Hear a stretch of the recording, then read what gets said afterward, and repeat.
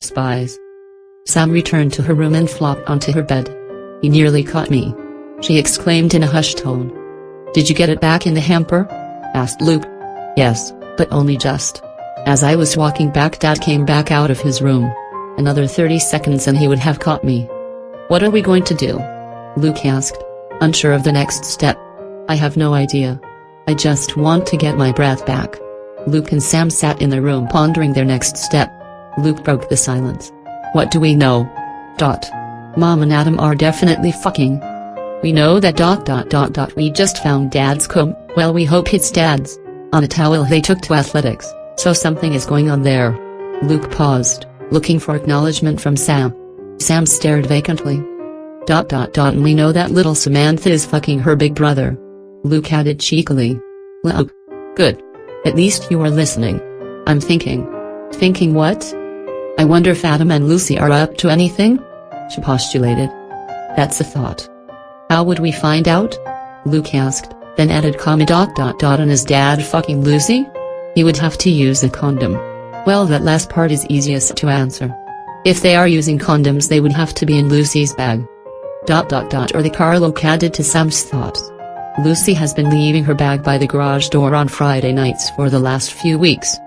We could stay up late and search it," Sam said. ... But how do we search the car? Dad always locks it."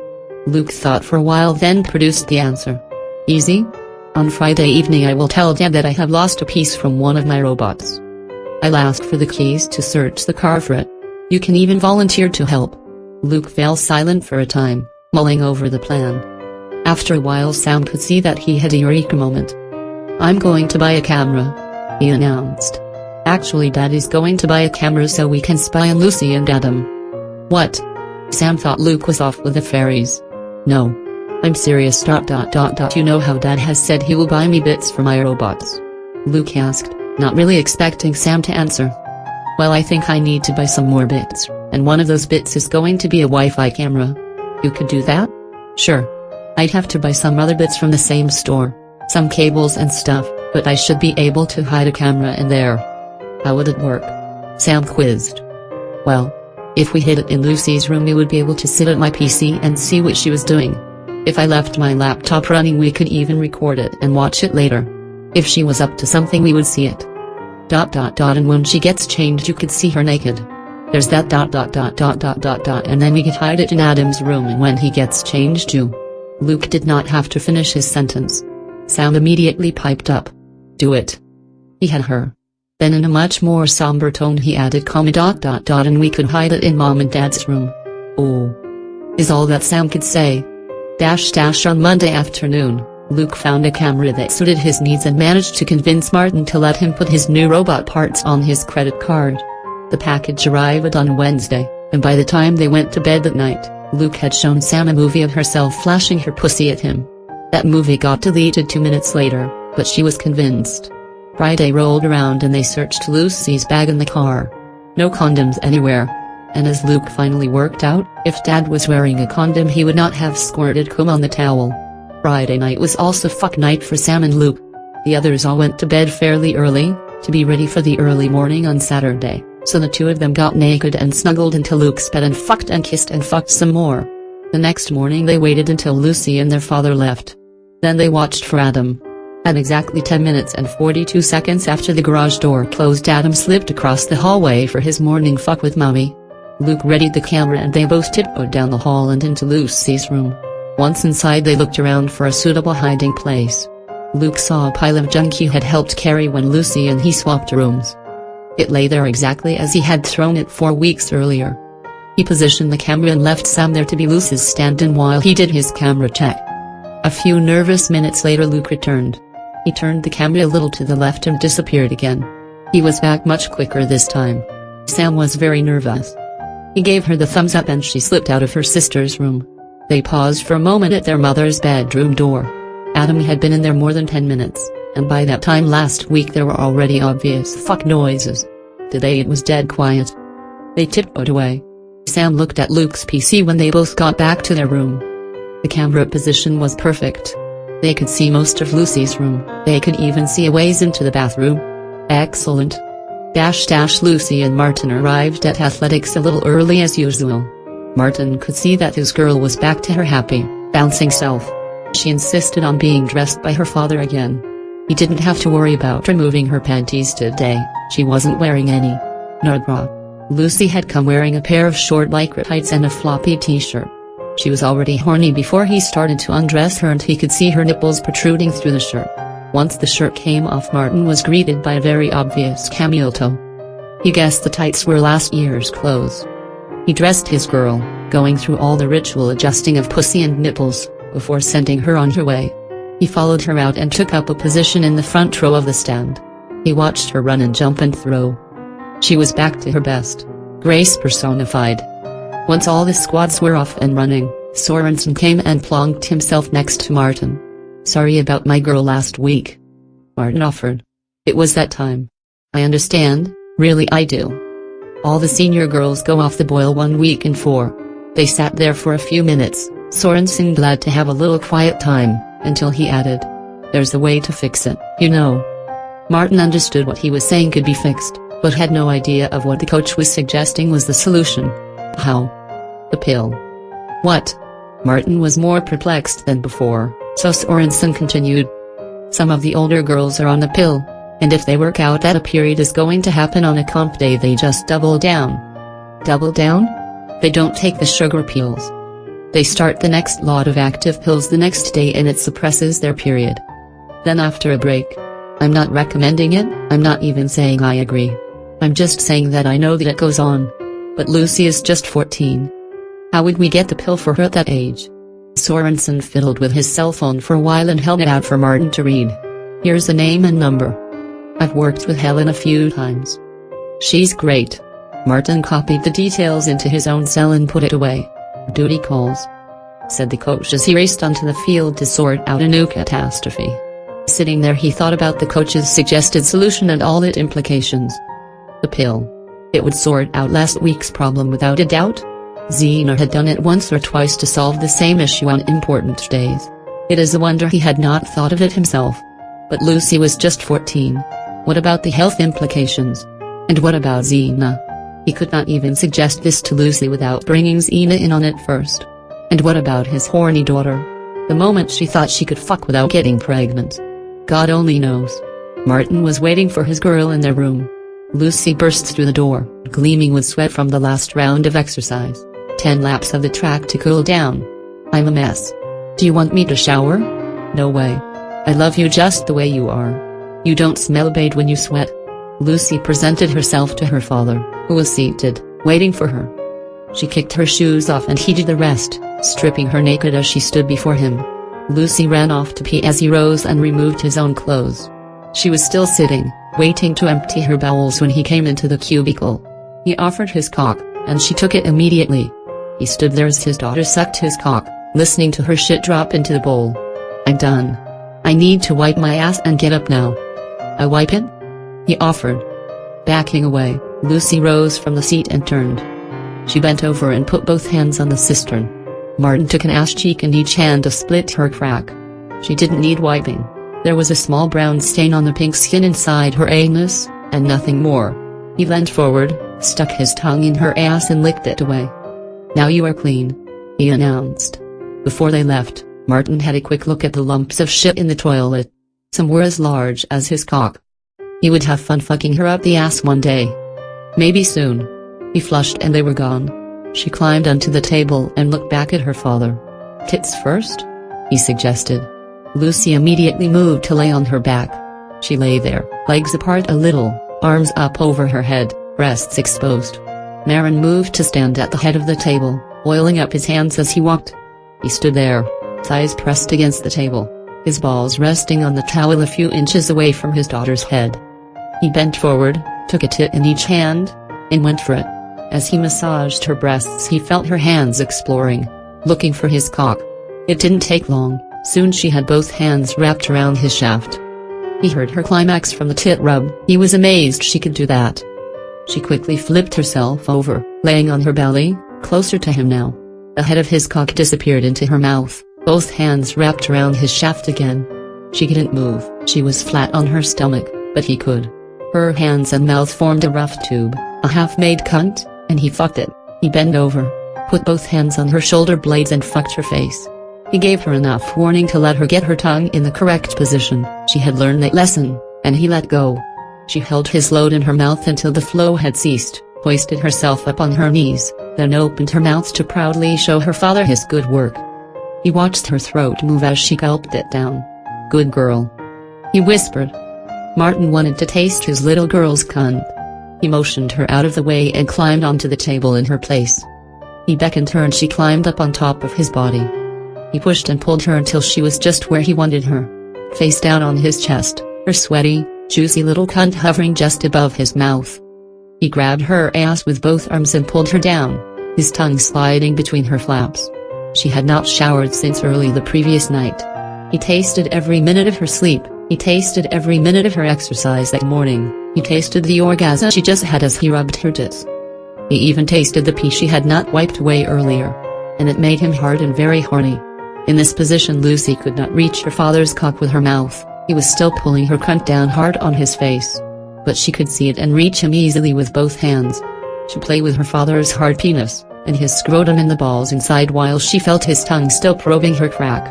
As he ran his tongue back and forward, Lucy could feel the tip of his nose push up hard against her anus, the hole she had just opened wide on the toilet a few minutes earlier. She wet one hand with her father's juice and slid it down past his balls, probing for her father's asshole. When she found it, the tongue in her cunt went wild. Martin started licking her ass hard, making the crack super wet with his saliva. He pushed her away an inch or two and drove his index finger up inside her anus, probing around, looking for anything inside. She could feel him pull it out, mix it with the saliva and dive in again. Lucy pushed 2 fingers into her father's anus and played around a little. Suddenly he removed his finger and thrust his face back into her crack. He could feel her chin on his belly so he knew exactly where to put his hand. Lucy could smell her own shit as her father rubbed his finger over her lips. She wrapped her lips around the dirty finger and licked it clean as he continued to rasp her anus with his tongue. She was in the right position, crouched on top of him, to play into her father's little fetish. She prepared her fit little body, tightened her stomach, and opened her ass in his face. She strained as hard as she could, pushing her rectum out, pressing it hard against his lips. Unfazed, he immediately opened his lips around her distended anus, pushing and probing the soft, red flesh with his tongue. Lucy thought she would have shocked him. She did not. The only conclusion she could draw was that Mom must do this for him. She played her ass game with him, all the while tugging at his cock with one hand and tickling his anus with the other. He enjoyed the game for a piece then pushed away a few inches again. "Show me," is all he said. Lucy understood what he wanted. Her dad wanted to watch his darling daughter push her ass open and closed. He wanted to see her shit in his face. With an ass cheek in each hand, Martin spread his daughter's crack as wide as he could. Lucy was horny and very wet. She had orgasmed several times with her father's tongue in her cunt. With all the pushing and straining, she pushed a large blob of juice out her cunt. It was too much for Martin. He thrust his tongue in her hole to lap it up. Lucy didn't stop the pushing and pulling, her ass opening out onto Martin's nose. It was too much for the man. He blew his second load of the morning all over Lucy's face from 3 inches away. They relaxed and lay there a moment. It was Martin who spoke first. "Enough? Enough," Lucy replied in kind. Lucy crawled off her father, her face still splattered in his juice, and the two headed off for the shower. They washed themselves and each other for a while before Lucy took her father's hand and slid it between her legs. She held it there as she let her bladder open and release a flood of pee between his fingers. When it stopped, Martin ordered his little princess to kneel away from the falling water. Once she was in position, he stood back a foot or two and pissed on his precious girl, wetting every inch of skin he could find. "That's weird. But kinda cool," she observed after he was done. "Do you do that to Mom?" "Yes, darling. From time to time." The image of her mom, kneeling and being pissed on, rattled around in her mind as they dried and dressed. After Martin pulled Lucy's tights on, he stretched them high up her waist. Pointing to the seam of her pants wedged up between her flaps, Martin observed, "That's a good look." Lucy walked to the mirror and saw the very obvious cameo toe for the first time. She hadn't bothered to look when she dressed herself in the morning. "Oops," she whispered, a cheeky grin on her face. "Do you think those tights are a little too tight?" her father quizzed. Still with a cheeky grin, she simply replied no. Martin held her t-shirt for her as she climbed inside. Once in, she pulled the front down to hide her pussy. There. Now you can see it. Martin reached forward and tweaked both of the nipples that were protruding from the front of her t-shirt. When she pulled back from the sharp discomfort in each tit, she saw the smug look on the father's face. Okay. I'll be more careful what I wear next week. And with a deliberate sexy tone to his voice, Martin answered. Don't be. The pair were in the car, on the way home 5 minutes later. Sam and Luke had heard nothing from their mom's room that morning because she and Adam were not in the bedroom. They had moved into the en-suite for a little chat about women's business. Xena had per period. Last week Adam had licked his mother's pussy and ass. He had fucked pussy and ass, repeatedly.